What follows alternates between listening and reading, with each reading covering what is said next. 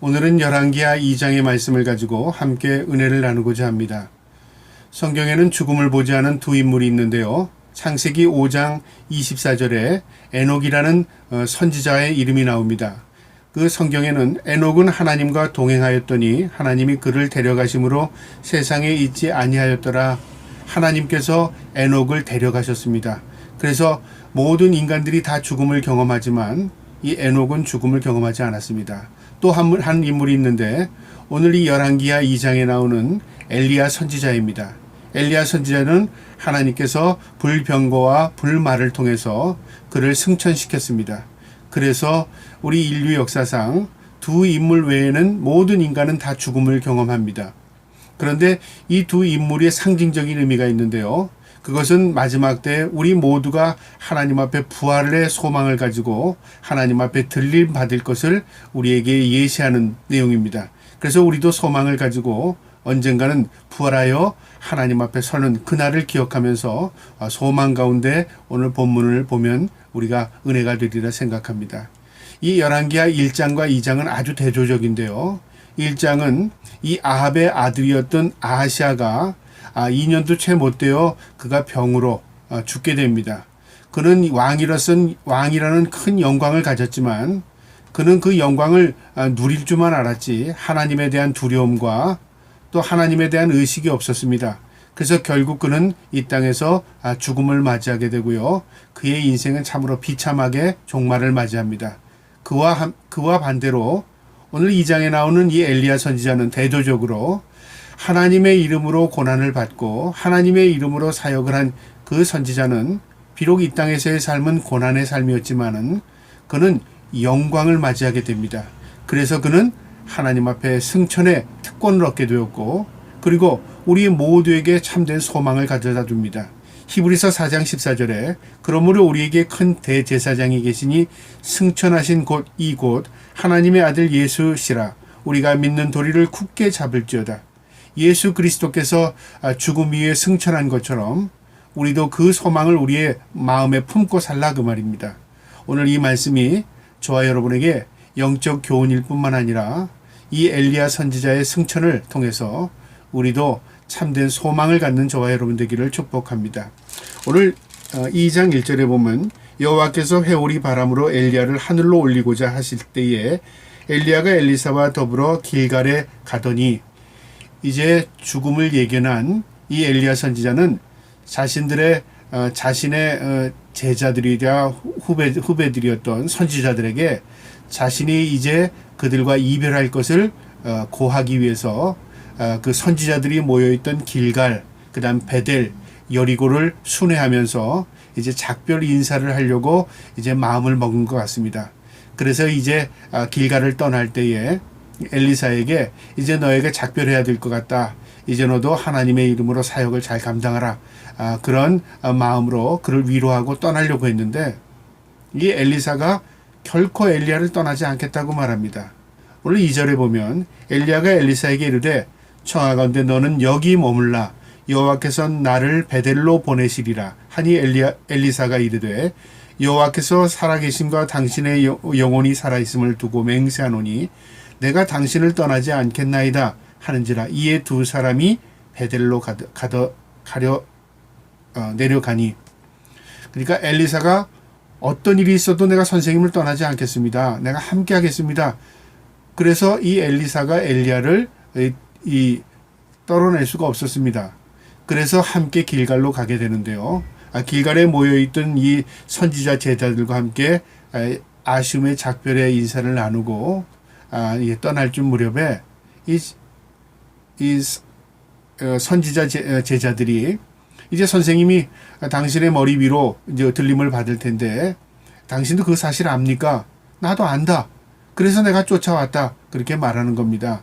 다른 사람들은 이 이별을 이렇게 받아들이고 이제 작별을 하는데 엘리사는 그 이별 자체를 받아들이지 않는 겁니다. 끝까지 내가 따라가겠다는 겁니다. 그래서 베델을 통해서 여리고까지 따라갔고 또 여리고에서 이제 요단을 넘는 사이에 7절에 보면 선지자의 제자 50명이 가서 멀리 서서 바라보며 이제 작별 인사를 한 거죠. 다른 선지자들하고는요.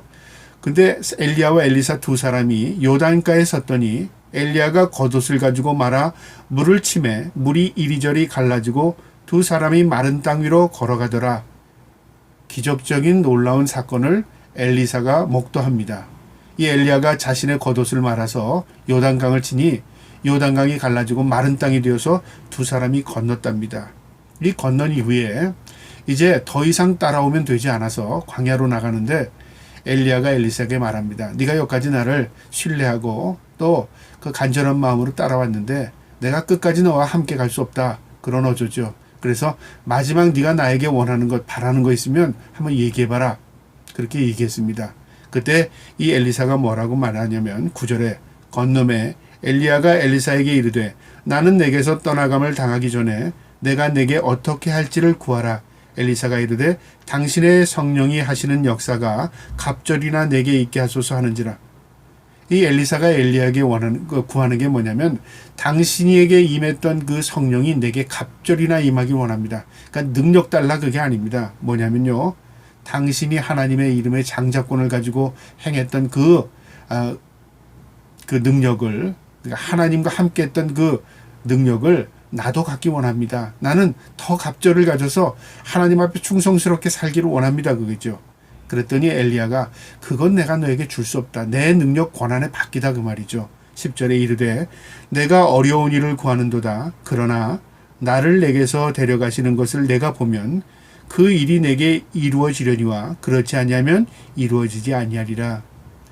하나님께서 나를 너에게 분리해서 데려가는 걸 네가 보게 되면 또 하나님께서 내게 주신 그 능력을 너에게도 주시면 네가 받는 것이고 하나님이 주시지 아니하면 아무리 내가 원해도 그것이 임하는 게 아니다 그 말이죠. 하나님만이 너에게 능력을 주실 수 있고 하나님이 너와 함께 하셔야 되는 것이다 그 말이죠.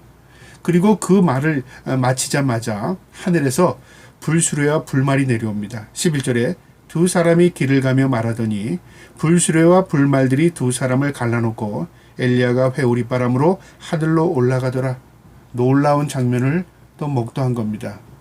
엘리야의 기적적인 그 사건도 직접 자신이 눈으로 봤지만 또 엘리야가 하나님 앞에 들림받아 승천하는 것도 보게 된 겁니다. 엘리사의 마음은 어땠을까요? 이 영광을 나도 갖기 원한다. 우리가 만약에 우리 눈앞에서 이런 영광을 볼 때 우리는 어떤 마음을 갖게 될까요? 하나님, 나도 저렇게 영광의 자리에 임하기 원합니다. 나도 하나님 앞에 들림받기 원합니다. 그게 우리의 모두의 마음이지 않겠습니까? 그런데 우리는 이런 사실이 있다는 것 자체에 잊어버리고 삽니다. 이 사건은 마지막 주님이 이 땅에 재림하실 때에 하나님 앞에 택함받은 모든 백성들이 공중에서 주를 만난다고 요한계시록에 분명히 기록되어 있습니다. 공중에서 만납니다. 이 땅에서 우리는 서 있고 예수님이 이 땅에 임하셔서 우리를 데려가는 게 아닙니다. 우리가 들림받는다 그 말이죠. 공중에서 주를 맞이하게 됩니다. 그러면 우리는 어떻게 되죠? 우리도 휴거, 공중에서 들림을 받아야 된다 그 말이죠. 그러니까 이 사건은 우리의 부활의 모형이 됩니다. 이 사건을 목도한 엘리야가요, 얼마나 부러웠겠습니까? 그런데 엘리야가 가지고 있던 그 겉옷이 하늘에서 떨어진 겁니다. 13절에 엘리야의 몸에서 떨어진 겉옷을 주워 가지고 돌아와 요단 언덕에 서서 이제 엘리야가 그 떨어뜨린 그 겉옷을 자기가 쥐고 그걸 가지고 다시 잠시 전에 했던 그 엘리야가 요단에 쳤던 그 사건을 기억하면서 자신도 한번 해보는 겁니다. 내게도 과연 그 능력이 있을까? 하나님께서 나에게 능력을 주셨을까? 그런 마음으로, 간절한 마음으로 그가 요단을 내리쳤겠죠. 14절에 보니까 엘리야의 몸에서 떨어진 그 겉옷을 가지고 물을 치매 이르되 엘리야의 하나님 여호와는 어디 계시나이까 하고 그도 물을 치매 물이 이리저리 갈라지고 엘리사가 건너니라. 하나님 어디 계십니까? 엘리야와 함께 하셨던 하나님, 나도 함께 해주실 믿습니다. 그런 마음으로 이 겉옷을 요단강에 내리쳤더니요, 하나님은 눈에 보이지 않았지만 그 능력이 자신에게 임한 것을 경험하게 되는 것이죠. 여러분, 우리가 하나님의 임재 그러잖아요. 하나님의 임재는 눈으로 보는 게 아닙니다. 하나님의 임재는 우리의 삶을 통해서 경험되어지는 것입니다. 그것은 어떻게 경험되어지냐면요, 남에게 설명해도 다른 사람이 그랬구나 라고 완전한 이해가 되는 게 아닙니다. 내 자신의 고유한 경험을 통해서 하나님이 하신 거야. 하나님이 날 도와주신 거야. 하나님이 역사한 거야. 그것을 내가 간절히 알게 되는 겁니다. 깨닫게 됩니다. 역사를 주관하시는 하나님, 내 삶의 주인 되신 하나님께서 어떻게 나를 구원하시고 날 구속해 나가셨는가, 그것을 개인적인 경험을 통해서 알게 되는 것입니다. 이 엘리야는 다른 사람이 보는 가운데 이 경험한 게 아니라요, 하나님과 자신의 관계 속에서 놀라운 경험을 합니다. 엘리야가 했던 경험을 자신도 그대로 경험한 것입니다. 하나님이 나와 함께 하시는구나. 얼마나 담대한 마음이 들었겠습니까? 그리고 이제 선지자 제자들에게 돌아갔더니 이 장면을 멀리서 봤던 선지자의 제자들이, 야, 엘리야의 그 능력이 엘리사에게도 하나님께서 주셨구나. 그래서 엘리야의 권위를 세워주신 겁니다. 하나님께서 엘리사의 권위를요. 그리고 이제 그 제자들이 선생님의 그 시신이라도 찾고 싶은 마음에 뭐라고 말했냐면, 혹시 성령이 그를 옮겨가시다가 떨어뜨렸다면 우리가 그 시신을 찾는 게 어떻겠습니까? 그러니까 제자들의 마음에 무슨 마음이 있었냐면요, 승천했다는 것은 꿈에도 생각하지 못한 거죠. 뭐라고 생각했냐면, 하늘로 들려면 올라가다가 어디엔가 떨어졌을 것이다. 능력은 행했지만 그 능력이 그렇게 어느 정도 지나면은 다시 하늘에 떨어질 것이다. 그렇게 생각한 겁니다. 16절에요. 그에게 이르되, 당신의 종들에게 용감한 사람 50명이 있으니 청하건대 그들이 가서 당신의 주인을 찾게 하소서. 염려하건대 여호와의 성령이 그를 들고 가다가 어느 산에나 어느 골짜기에 던졌을까 하나이다. 떨어뜨렸을까 하나이다. 그 말이죠. 엘리사가 이르되 보내지 말라 하나. 엘리사는 분명히 하나님이 그를 들으신 걸, 들림받게 하신 것을 마음에 알았다는 거죠. 봤다는 거죠. 그런데 멀리서 지켜봤던, 그리고 그것을 그냥 생각했던 다른 그 선지 생도들은 어떻게 생각했냐면, 올라가기는 올라가다가 어딘가 떨어졌다고 생각한 거죠. 그래서 시신이라도 찾겠습니다, 선생님. 그랬더니 찾지 마라. 그런데 그들이 너무 간절히 말하는 겁니다. 17절에 무리가 그를 부끄러워하도록 강청하매, 그러니까 말리지 못할 정도로 간청, 그래도 찾아야 되지 않겠습니까? 우리가 한번 해보겠습니다. 선생님 허락해 주세요. 그래서 엘리사가 그래 한번 찾아봐라. 그래서 사흘 동안을 뒤지고 다닌 겁니다. 그런데 발견하지 못했다. 무슨 말이냐면 승천한 것이 확실하다는 것을 보여주는 겁니다. 만약에 이 선지생도들이 엘리야를 찾지 않았다면 어떻게 될까요? 우리도 오늘날 그런 생각을 했을 겁니다. 이 성경에는 엘리사가 보는 장면에서 승천했다고 하지만 그게 어디에서 떨어질 수도 있었고 착각일 수도 있었고 또 이게 어느 정도 움직이다가 또 소멸될 수도 있었다. 뭐 이렇게 인간적인 생각을 첨가할 수 있다 그 말이죠. 그런데 성경은 분명한 사실을 기록합니다. 선지 생도들이 사흘 동안을 찾아도 그 시신을 찾지 못했다. 이건 무엇을 말하는 확실한 승천이었다 그 말이죠. 그리고 이제 엘리야 선지자의 대를 이어서 엘리사가 사역을 하는데요.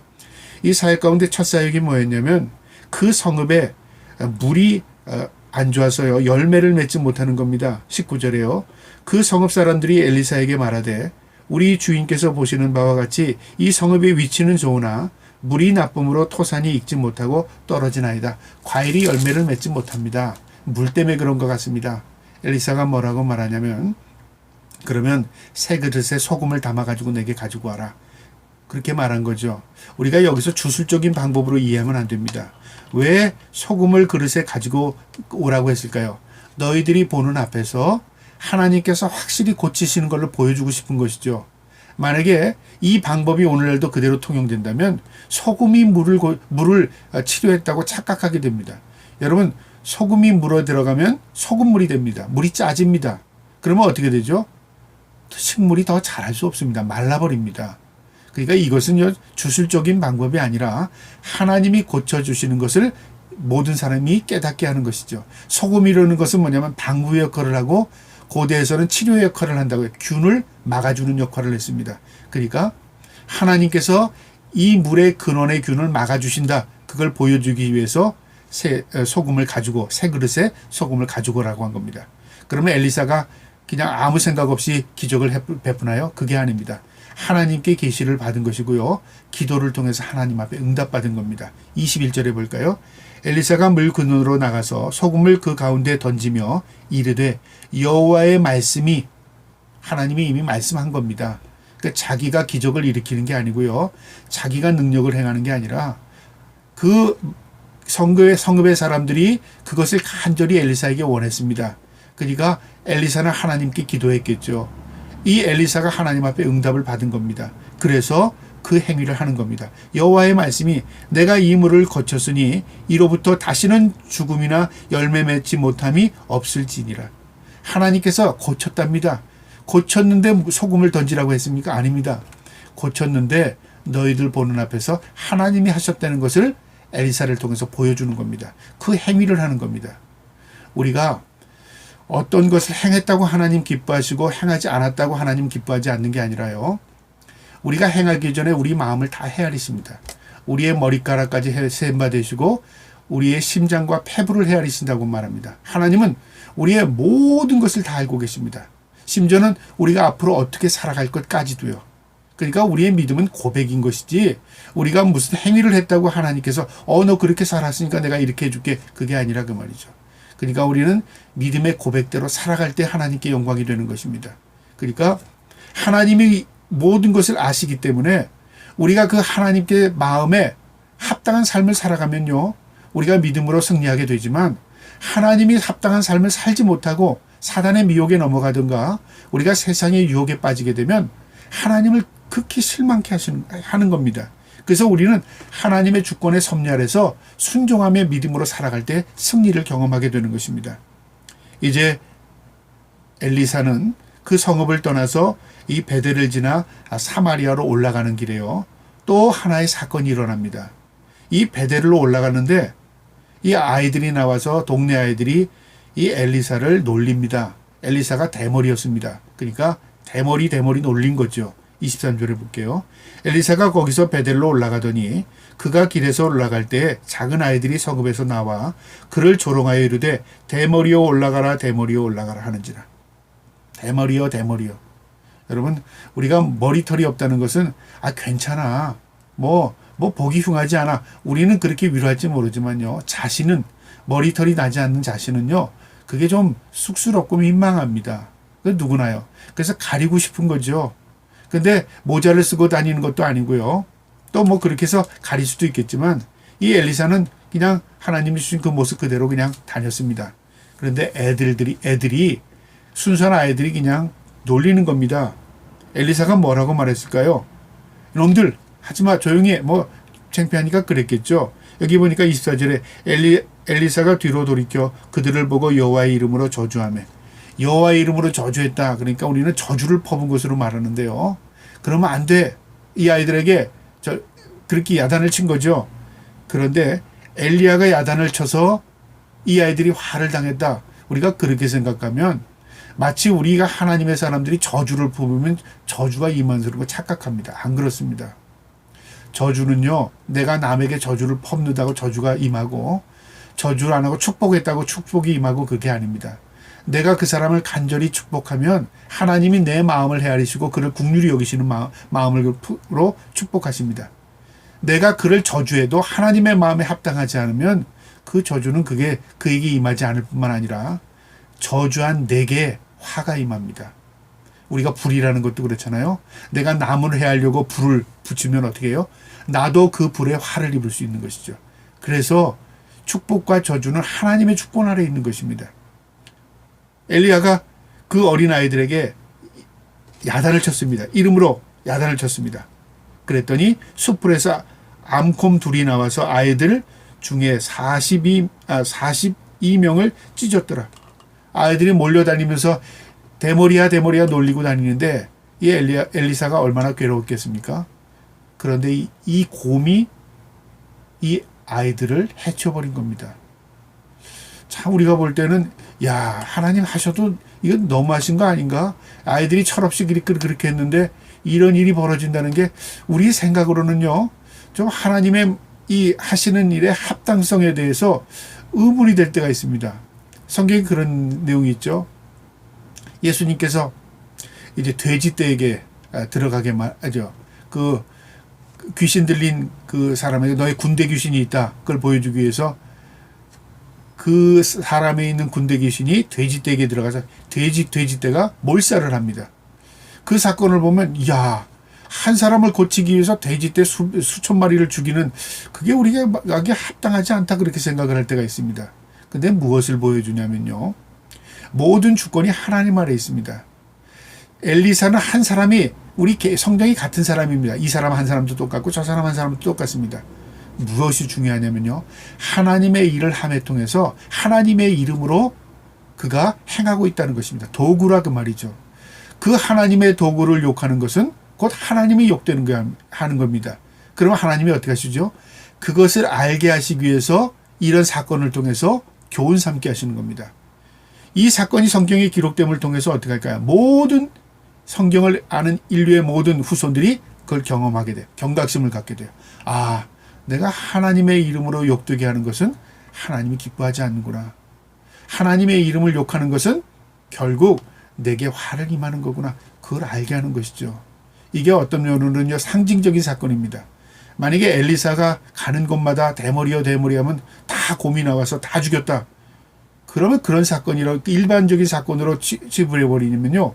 그거는 하나님의 어떤 공의에 맞지가 않습니다. 이것은 뭐냐면 엘리사가 사역 초기에요. 이런 사건을 통해서 이 성읍에 많은 사람들이 깨닫게 하는 거죠. 하나님에 대한 두려움을 갖게 되고 엘리사에 대한 권위를 알게 되고 그리고 하나님의 이름으로 행하는 모든 것에 또 하나님께서 함께 하심을 알게 하는 것입니다. 오늘 이 말씀이 우리에게 주는 교훈이 있는데 영적 교훈입니다. 무엇이냐면요. 이 땅에 무엇을 추구하며 사느냐에 따라서 죽음 후의 결과를 예측할 수 있습니다. 1장에서는 아합의 아들인 아하시아가 세상의 부귀영화를 누리면서 하나님에 대한 의식이 없었죠.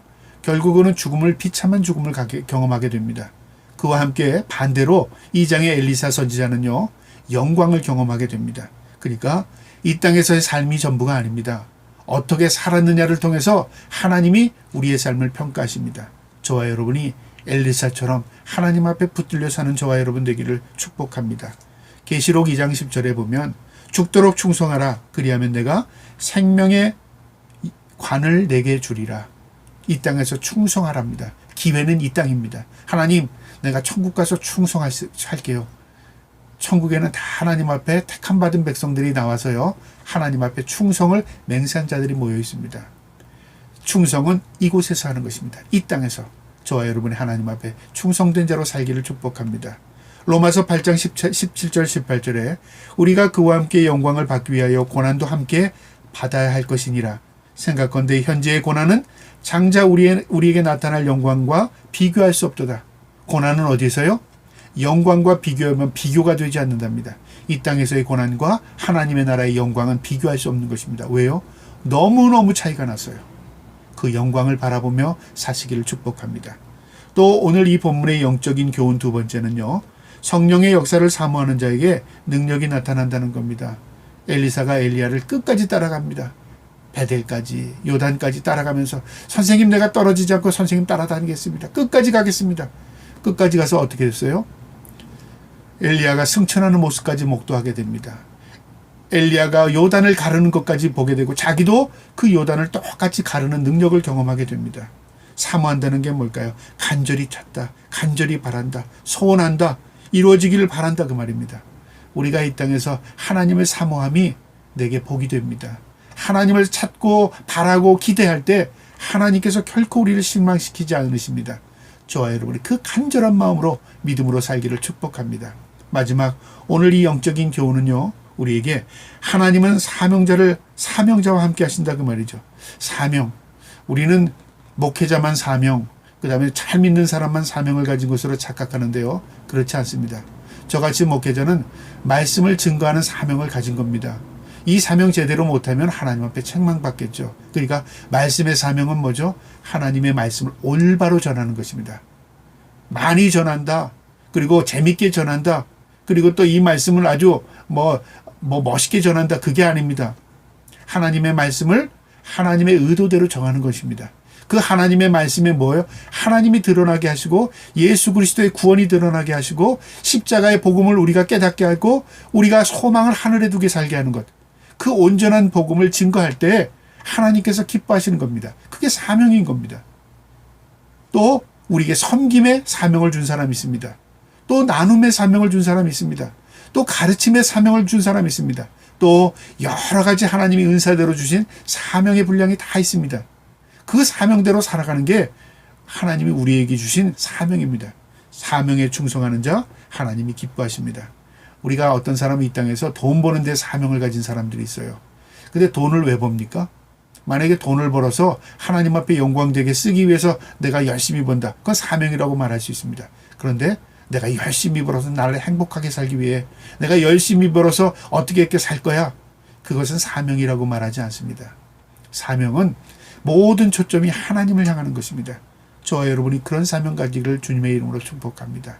우리가 이 땅에서 사는 자들을 하나님이 우리를 긍휼히 여기셔서 하나님의 택함받은 백성 삼으셨습니다. 우리 모두는 하나님 앞에 구원받은 백성으로서의 사명을 가지고 있습니다. 그 사명 잘 감당하시고 그 사명을 충성하셔서 하나님 앞에 서는 날 우리 모두 축복받고 영광을 경험해 나갈 수 있는 저와 여러분 되기를 주님의 이름으로 축복합니다. 아멘.